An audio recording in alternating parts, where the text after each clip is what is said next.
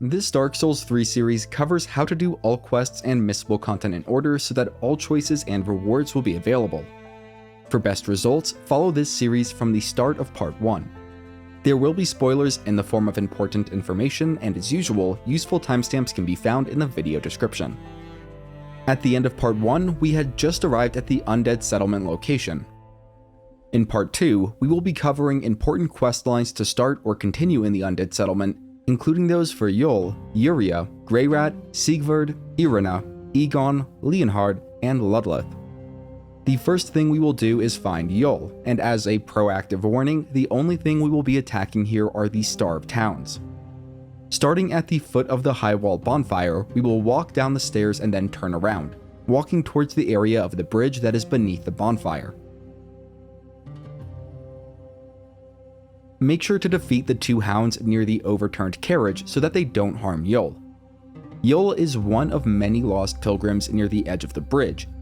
He will be more towards our right and can be heard praying when approached. We will need to speak with Yoel and accept his service for him to teleport to Firelink Shrine. We can then turn around and run through the large gateway to reach the Undead Settlement bonfire. After discovering it, we will return to Firelink Shrine. This next part of Yoel's questline must be completed before defeating the Abyss Watchers. That won't be for a little while, but in any case, there is no reason to hold off on doing this quest step. Also, this is a critical questline to complete if you want to get the Usurpation of Fire ending and related achievement. At Firelink Shrine, going through the passage to the bottom left of where Hawkwood normally sits will bring us to Yoel. We can select the talk option to get the Beckon gesture.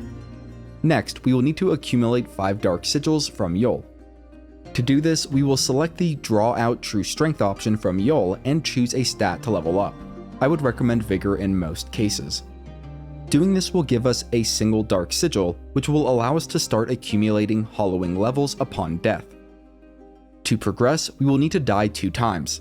I accomplished this by climbing up to the tallest point of Firelink Shrine and jumping off to die from fall damage.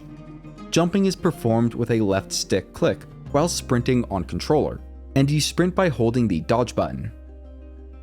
On keyboard mouse, you need to sprint by holding the spacebar while moving forward, then quickly release and tap the spacebar to jump. It's not super important to do here, but there are a few items and areas that require jumping to reach, so we may as well practice doing it now. Also, if you have a lot of souls, make sure to pick them back up between each death. Once we've died 2 times, we can return to Yoel and draw out True Strength once more. This will get us yet another Dark Sigil and accelerate our rate of hollowing. We will then need to die another 2 times before we can return to Yoel to draw out more strength. As a quick side note, we will need an intelligence level of 10 for a specific NPC's questline. This won't be until a bit later into the game, but I went ahead and leveled up my intelligence to 10 with my 3rd Draw Out True Strength from Yoel. You may have guessed by now that we need to draw out True Strength a total of 5 times, and must die 2 times between each instance of doing so. That means we'll be going back to the top of Firelink Shrine and leaping to our death 2 more times before returning to Yoel for the 4th instance of Draw Out True Strength. At this point, we should have 4 Dark Sigils and we just need to die 2 more times.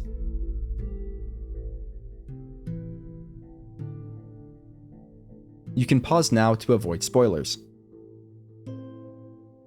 After doing that, we should be at a hollowing level of 20 and our true undead appearance will become visible.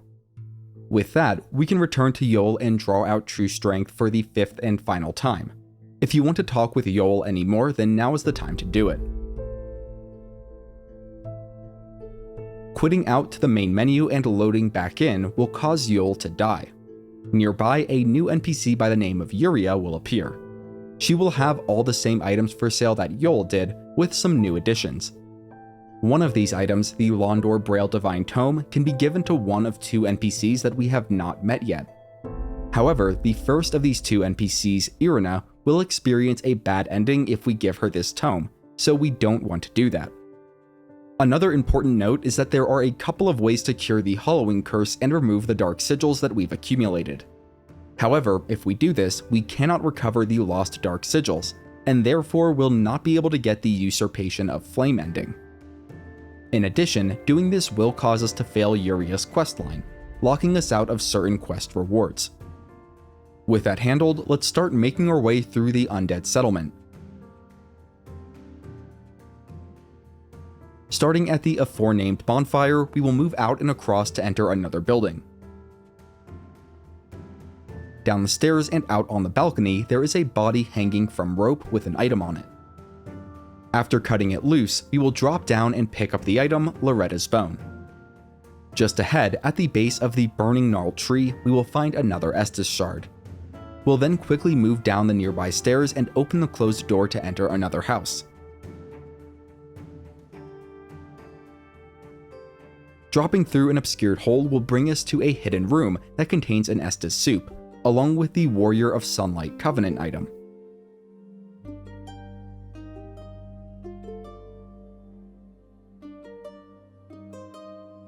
We can then open up a nearby door and exit this house the way we came in. Going back towards the burning tree, we will go left at the stairs, running along this path to reach a wooden bridge. At the end of the bridge, we will go to the right of the following structure along a rocky ridge. A short distance ahead, there is a ladder that we can climb to reach some rooftops.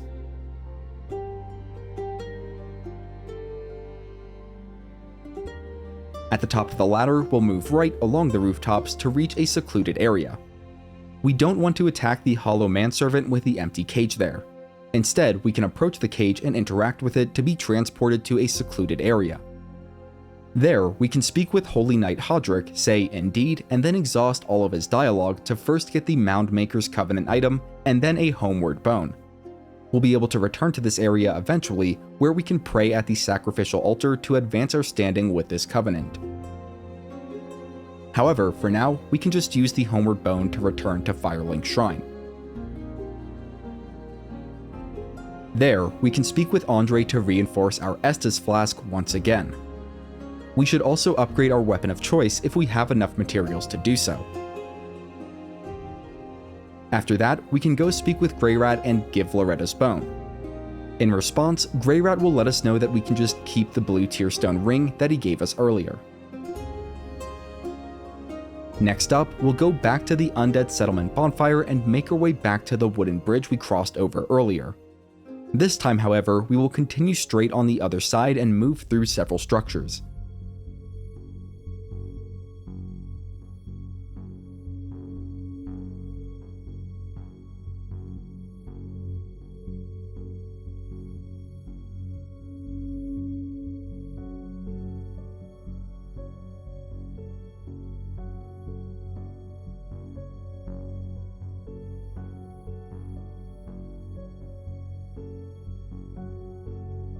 Watch out for the explosive barrels as we move beyond the double doors and across a cobblestone bridge. We can drop down to the right and move into the chamber ahead to reach the cliff underside bonfire.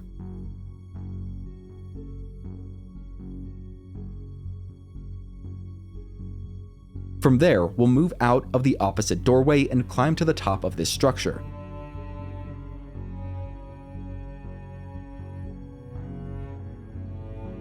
Make sure no enemies are following you, then loop around the tower to find another NPC by the name of Cornyx.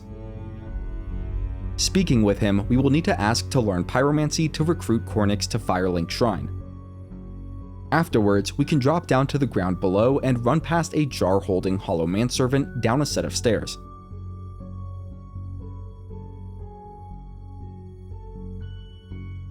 There is a cobblestone bridge that we can then run across, passing by a couple more manservants to reach a watchtower.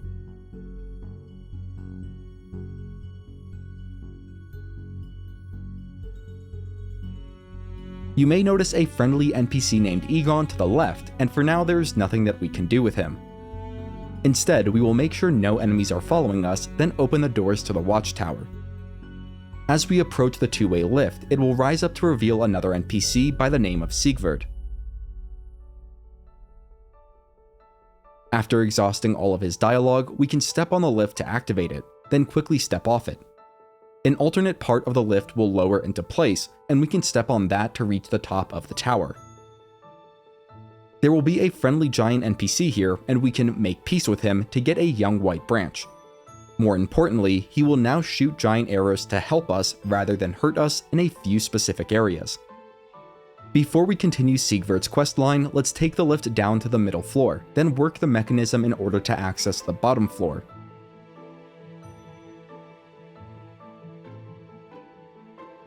There is an Outrider Knight mini-boss in this area that can be a bit of a pain. Because of that, I recommend running past it and opening the double doors beyond. This will bring us to the first bonfire of the Road of Sacrifices. We aren't going to be moving into this area yet, but this is a good bonfire to have at this time.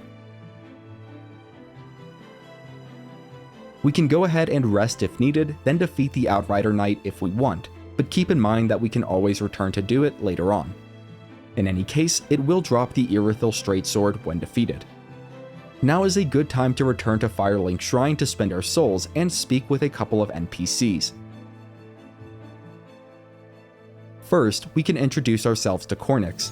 He is located to the right of Andre. Interacting with him will get us the Pyromancy Flame, which allows for the casting of pyromancy spells, and if we select the talk option, we will also get the Welcome Gesture. In addition to that, if we go speak with Greirat at this time, we should get the Curl Up gesture. With that, we can return to the Road of Sacrifices bonfire and make our way back up to the middle floor of the Watchtower.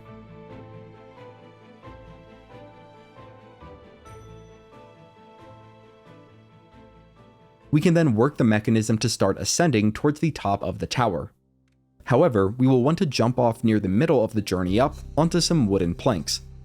Siegward should be muttering to himself nearby and will want to speak through all of his dialogue. After that, we can hop down the nearby rooftop to reach a new area of the Undead Settlement. There, we will need to fight a fiery demon. Fortunately, Siegward should run in to offer his assistance. I'm not sure if Siegward can die here, but to play it safe, we should be careful not to hit him during the fight and try to finish things with the demon quickly. If you're fast enough, you can also equip the Symbol of Avarice after defeating the demon for some extra souls.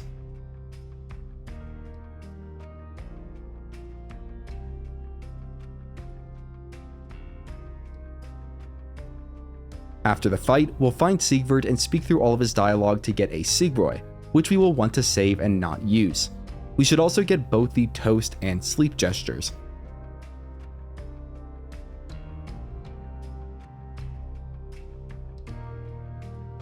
Moving down into this area, there are two hanging bodies with items that we can hit down. One of them has a Pale Tongue, which we will need to get to complete Leonhardt's questline. The other body has the entire Northern armor set. This next part isn't strictly necessary, but it will get us 2 rings and will also get us back to a bonfire. A short distance away from the hanging body, we will enter the bottom of a building. We'll need to watch out for the large swinging attacks of 2 evangelists as we make our way up to the rooftop area, as they can easily knock us off the building edge, leading to our death.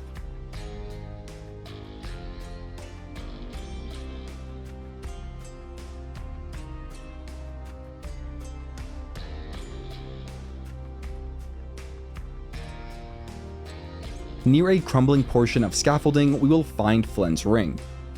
We can then make our way down a few short drops to reach the top floor of a tower. There are 2 homeward bones here that we can grab before making our way to the tower's interior. Jumping or rolling here will allow you to reach a far ledge and more safely descend to the bottom of this tower, but even a straight fall won't be lethal so long as you have enough health.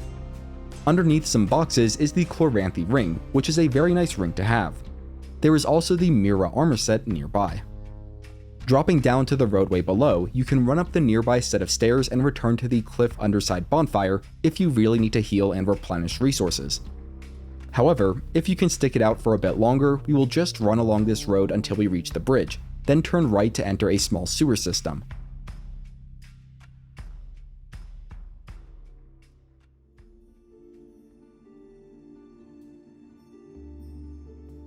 There are some rats down here, but as long as we move fast, we should be able to reach the ladder at the far side, which we can climb to safety. Here, we can open a one-way door and cross a small wooden bridge to reach the dilapidated bridge bonfire. While the next part of this guide isn't particularly dangerous, we likely have a lot of souls right now, and so it's probably wise to return to Firelink Shrine and spend them. Also, this next part is optional, but I'm adding one more feature to my build, which is a little bit of magic. To do this, I will be buying the Sorcerer's Staff from the Shrine Handmaid and the Magic Weapon Sorcery from Yura.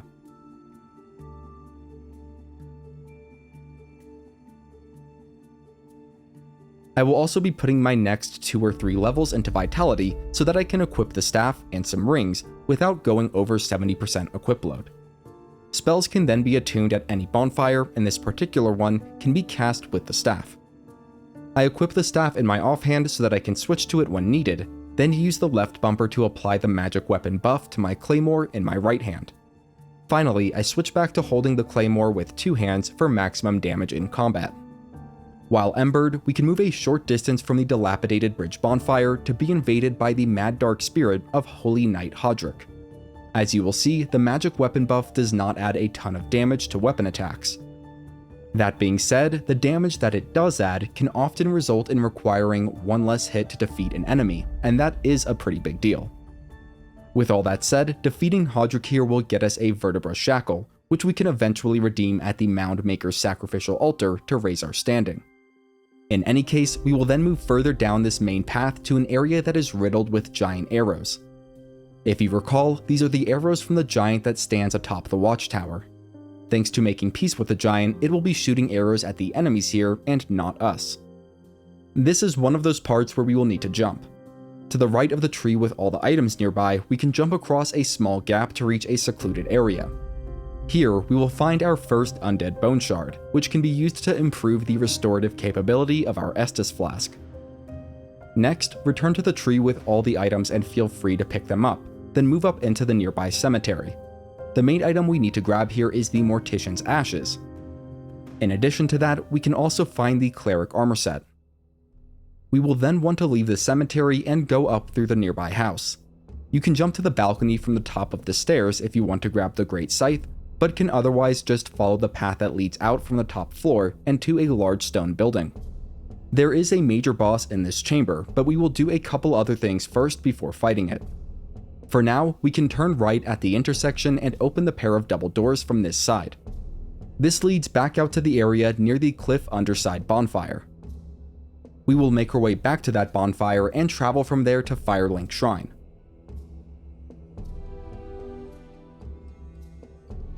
Once there, we can speak to the Shrine Handmaid and give Umbral Ash, more specifically the Mortician's Ashes. This will expand the Handmaid's shop inventory, and we will need to purchase the Grave Key. While here, we can also sit at the Firelink Shrine bonfire and burn Undead Bone Shard to increase the bonfire level. This serves the purpose of improving the healing effect of our Estus Flask. Next up, let's go free Irina, and remember, we must not give her the Londor Braille Divine Tome. Starting at the dilapidated bridge bonfire, we will move across the bridge and into the small sewer system. A short distance along the hall, on our right, we will find a locked door that can be opened with the Grave Key. Also, if we defeat the giant rat enemy here, we will get the Bloodbite Ring. If you remember from earlier, I mentioned that there are ways to heal the Dark Sigil and that we do not want to do that. Well, shortly into this path, there is a statue of Velka that we can pray at. Choosing the Request Dissolution option will allow us to heal our Dark Sigil for a small cost, and again, we do not want to do this. We can also request Absolution, and I believe this causes NPCs that we've attacked and turned hostile to return to friendly status. However, that should not be needed if we are following this guide series. With that covered, we can follow along this path past several undead enemies to reach the bottom area of a ravine. A detour to the right will lead to 2 Titanite shards if you want to grab those real quick. Also, there is a hanging body overhead which we can shoot down to get a shield. Just beyond that, we will find the entrance to a cistern. There is a Saint's Talisman that we can pick up before climbing up the nearby ladder. We will want to make sure that we don't have any enemies chasing us, then go up the stairs and to the left to find Irina. We should be able to choose the touch option to get the prayer gesture. We can then accept her service to recruit her to Firelink Shrine. Exiting the cell, we can open the one-way door and leave through it. This will take us to the area just outside of the Watchtower where Egon is. After speaking through all of his dialogue, we will move away from the Watchtower and across the cobblestone bridge.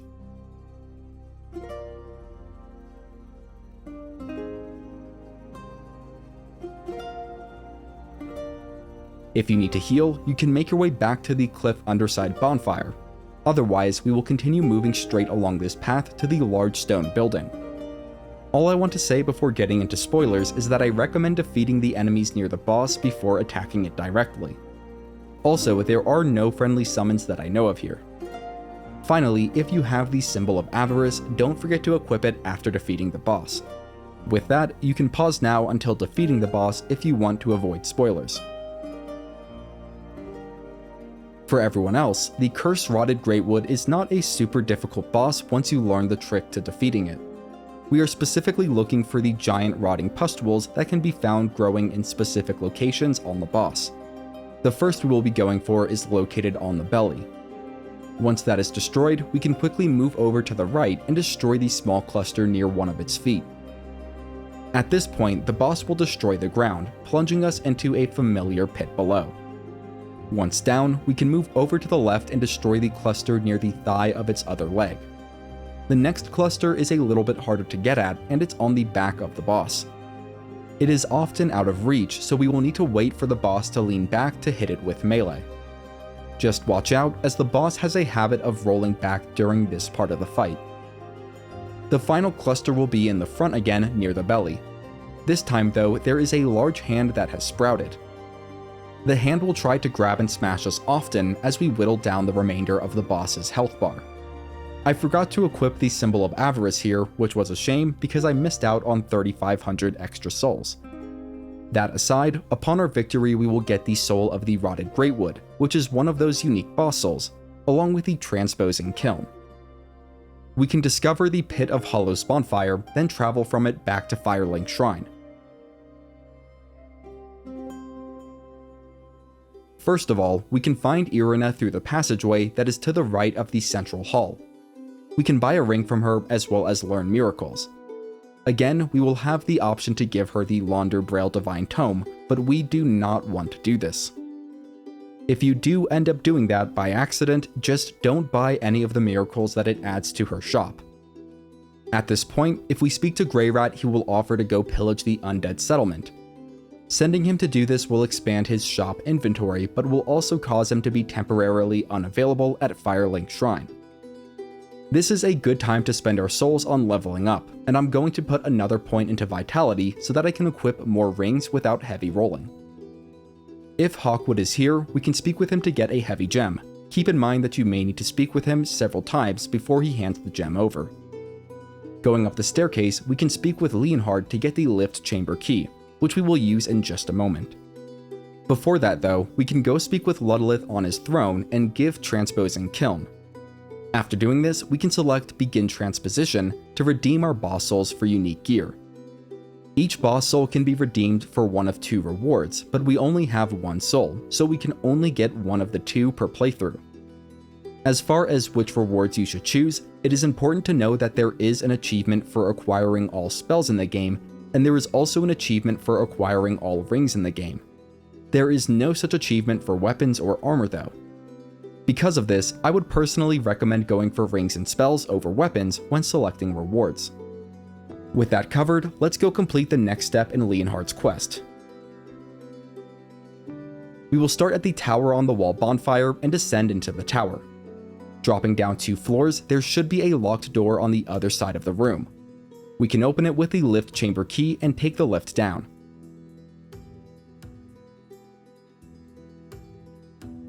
At the bottom, we'll need to defeat a Dark Wraith mini-boss.